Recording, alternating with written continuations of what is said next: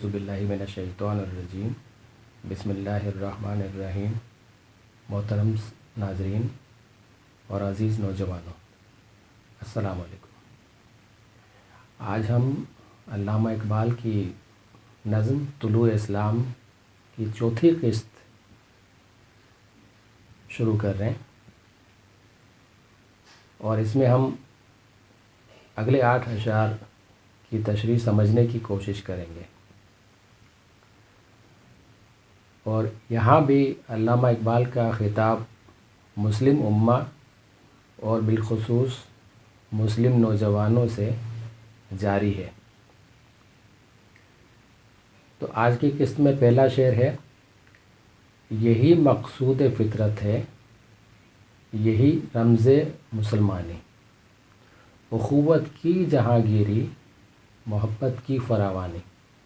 मकसूद मकसद या ऑब्जेक्टिव, फ़ितरत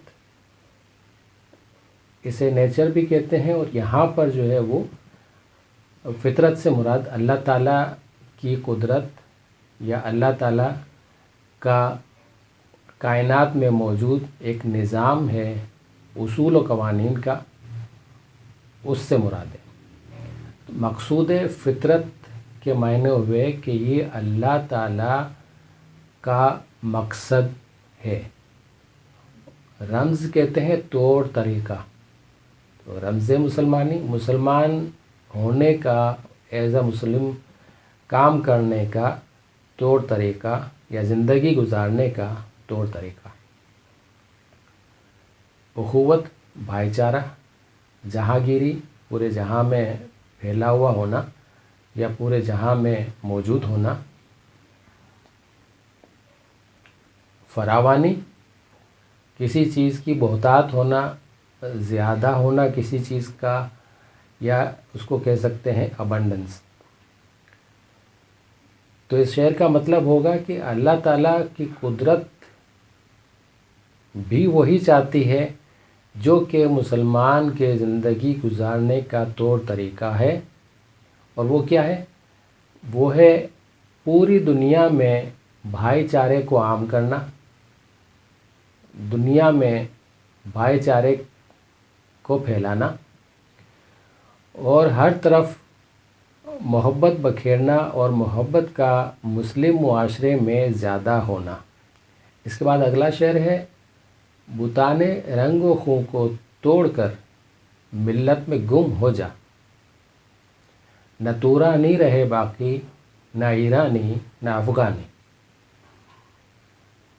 अब यहाँ कह रहे हैं कि ये जो नस्ल परस्ती है, रंग का फ़र्क है काले गोरे का, ये सब कुछ जो है वो बुतान है, बुत हैं, आइडल्स हैं जो तुमने ख़ुद तराशे हुए हैं या जो इंसान ने तराशे हुए हैं। तो इनको तोड़कर मिल्लत यानी उम्मत में गुम हो जा, मतलब अपनी शनाख्त को खो डाल। चाहे तू किसी भी ज़ात कबीले से ताल्लुक़ रखता है, चाहे तू गोरा है, काला है, खून तो वही ज़ात और नस्ल से मुराद है कि तेरा बैकग्राउंड क्या है, तेरा शजरा नसब क्या है, वो सब भूल जा, अपनी बड़ाई को भूल जा। अगर तू गोरा है, खूबसूरत है, तो अपनी खूबसूरती, अपने गोरेपन को भूल जा। और चाहे उम्मत के अफराद काले ही क्यों ना हो, चाहे किसी छोटे कबीले से ताल्लुक़ रखते हो, किसी छोटी गरीब कौम से ताल्लुक़ रखते हो, तो उसकी भी परवाह ना कर, बल्कि मिल्लत में गुम हो जा, पूरी उम्मत में शामिल हो जा और उम्मत को अपनी शनाख्त बना ले। अपने आप को सिर्फ तू मुसलमान कहेगा, कुछ और नहीं कहेगा। अगले मिसरे में भी फिर वही वाली बात है कि ना तुरानी रहे बाकी, ना ईरानी ना अफ़गानी। ज़ाहिर है कि एक मिसरे में अगर 3 कौमें समा सकती थी तो उन्होंने 3 कौमों का नाम लिया, तुरानी तुर्की, ईरानी ईरान से ताल्लुक़ रखने वाले और अफ़गानी अफ़गानिस्तान से ताल्लुक़ रखने वाले। तीनों ज़ाहिर है कि मुसलमान ही हैं, मुस्लिम उम्मा के अफराद हैं। لیکن اس طرح سے تو اگر دیکھا جائے تو عرب میں بھی مسلمان ہیں اور اس کے علاوہ پھر افریقہ میں مسلمان ہیں، تو ان تمام کا نام اس مصرعے میں لینا ممکن نہ تھا، تو انہوں نے 3 نام دے دیے۔ الغرض یہ کہ ہمیں یہ سمجھنا چاہیے کہ وہ شعر میں کہنا چاہتے ہیں کہ اپنے وطن کی شناخت کو بھی ختم کر دے، وطن کو بھی چھوڑ دے کہ تو کس وطن سے تعلق رکھتا ہے، تو صرف اتنا یاد رکھ کہ تو مسلمان ہے اور ایک امت ہے، دنیا میں جہاں کہیں بھی مسلمان بستے ہوں وہ سب ایک ہیں، اور اس طرح سے متحد ہو جاؤ کہ بس تمہاری پہچان مسلمان ہو، اس کے علاوہ کوئی اور پہچان نہ ہو۔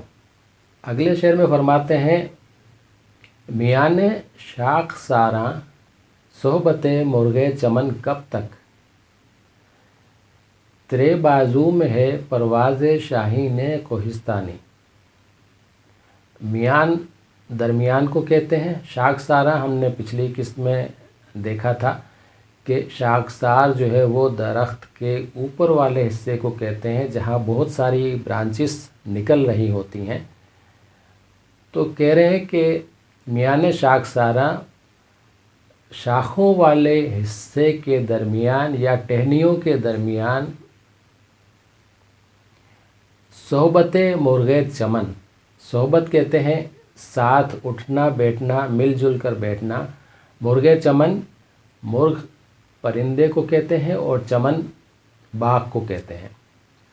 صحبت مرغ چمن باغ کے پرندوں کے ساتھ مل جل کر بیٹھے رہنا، گپ شپ کرنا۔ بازو سے مراد پر ہے، پرواز سے مراد اڑنے کی طاقت ہے، شاہین وہی علامہ اقبال کا ماسٹر سمبل، اور شاہین پرندہ جو ہے اس کے بارے میں کہہ رہے ہیں کہ اس کی پرواز۔ کوہستانی پہاڑی علاقے، پرواز شاہین کوہستانی پہاڑی علاقوں کے شاہین کی پرواز، یا پہاڑی علاقوں کے شاہین کی پرواز کی طاقت۔ تو اب یہ کہہ رہے ہیں کہ باغ کے پرندوں کے ساتھ مل کر ٹہنیوں کے درمیان گپ شپ کرتے رہنے کا کوئی فائدہ نہیں ہے، تو اس لیے پیدا نہیں ہوا، تو اس لیے دنیا میں نہیں آیا کہ بیٹھ کر گپ شپ کر کے اپنا ٹائم برباد کرے۔ تیرے بازو میں تو شاہین کی پرواز کی طاقت ہے، تو کیوں نہیں فضا کی بلندیوں میں اڑتا، آزاد فضا میں کیوں نہیں اڑتا، تو اس چمن میں قید ہو کر رہنا کیوں چاہتا ہے؟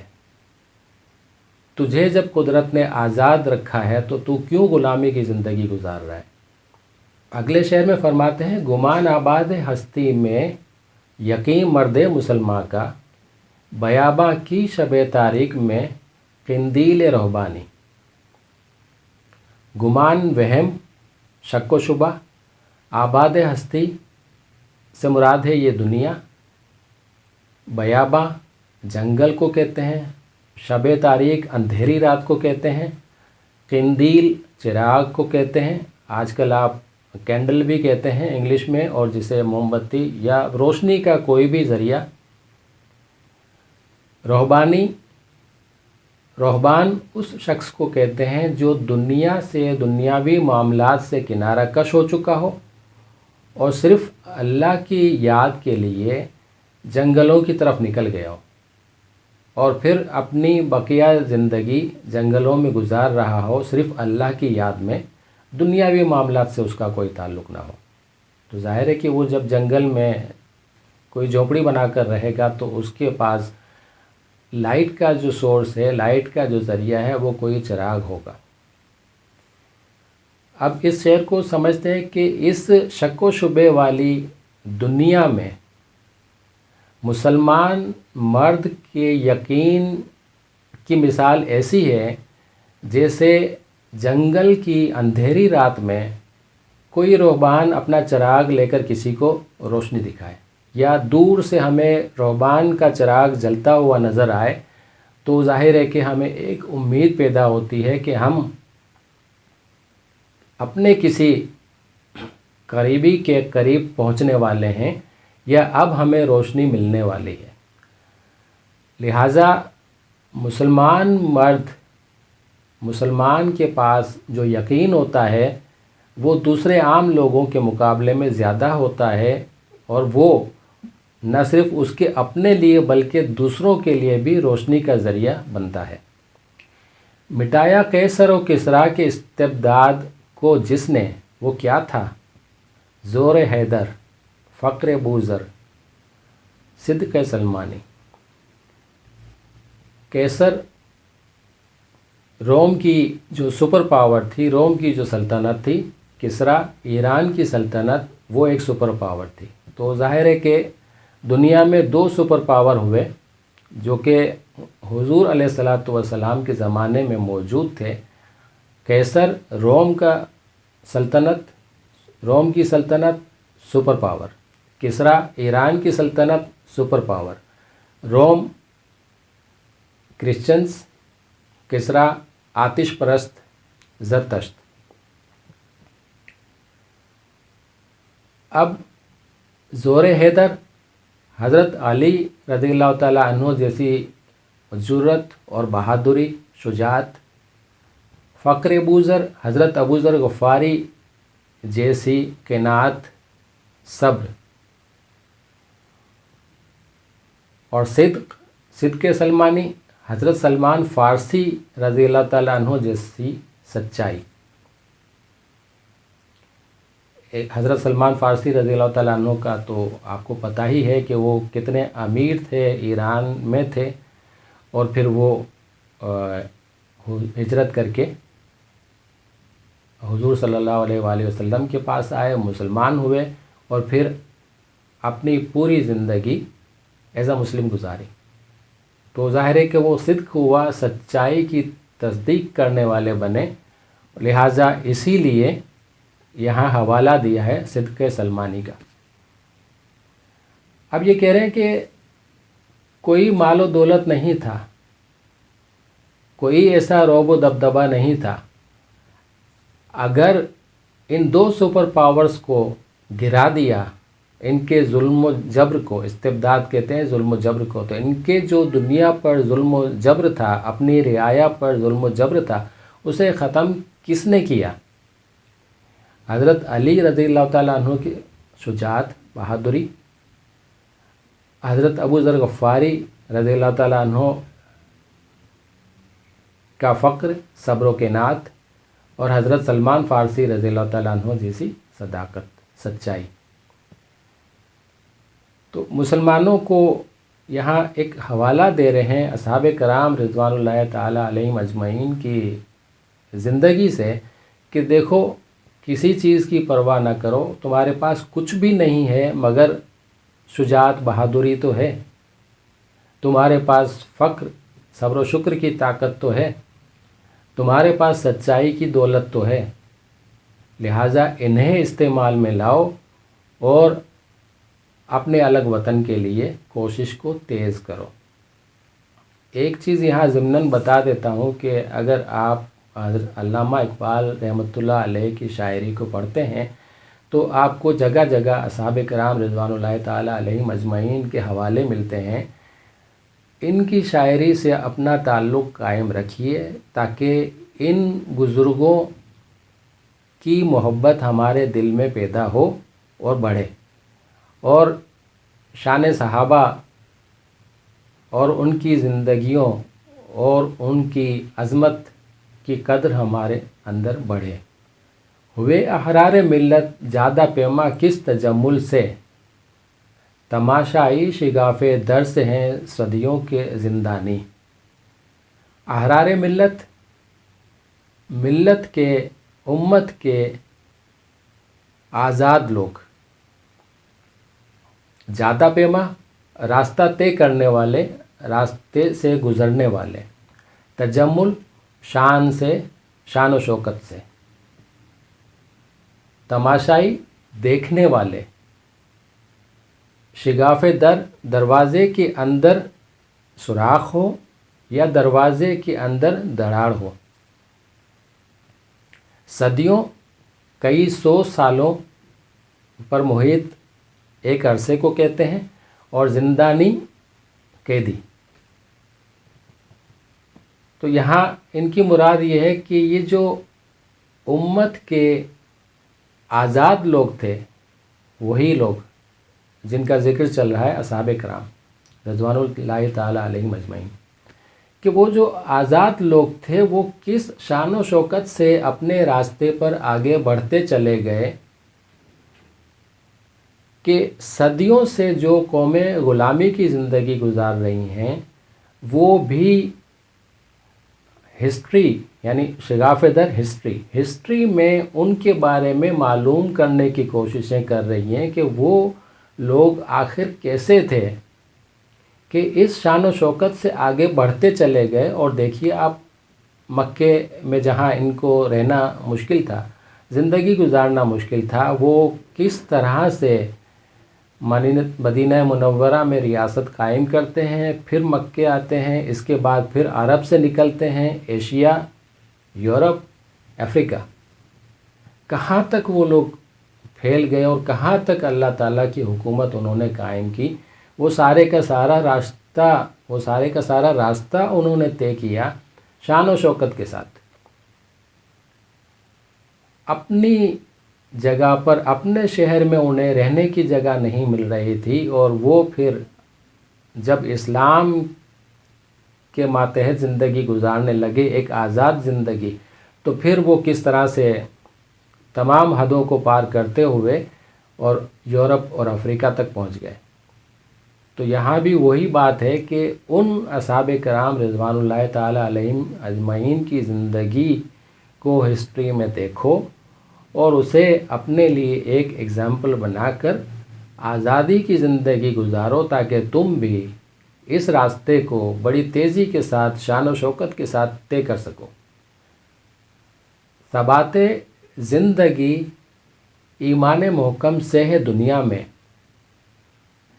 کہ المانی سے بھی پائندہ تر نکلا ہے تورانی۔ ثبات زندگی کا قائم رہنا، ایمان محکم، پکا ایمان، نہ ہٹنے والا ایمان، نہ ہلنے والا ایمان، مضبوط ایمان جسے آپ کہہ سکتے ہیں۔ المان جرمنی کو کہتے ہیں، المانی جرمنی کا رہنے والا، سٹیزن آف جرمنی۔ تورانی ترکی کا رہنے والا، ٹرکش مسلمان، جرمن غیر مسلم۔ اب یہاں کہہ رہے ہیں کہ زندگی کا جو قائم رہنا ہے وہ مضبوط ایمان کی وجہ سے ہے۔